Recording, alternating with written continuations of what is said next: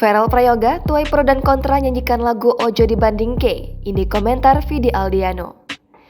Penyanyi cilik Verrell Prayoga menuai banyak pro dan kontra usai menyanyikan lagu Ojo Dibandingke.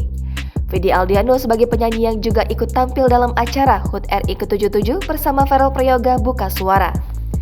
Menurut pelantun lagu Nuansa Bening ini, karir Verrell Prayoga akan terus bersinar dengan suaranya yang khas menyanyikan lagu campur sari.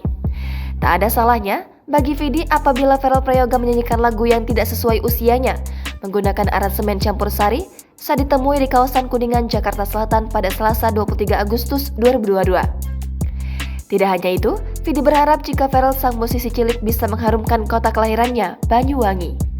Sehingga Verrell harus mendapatkan perhatian khusus untuk terus mengembangkan karirnya di dunia tarik suara. Lebih dari itu, Vidi yakin bila Verrell akan menjadi musisi hebat kelak untuk mengangkat lagu-lagu daerah, khususnya campur sari.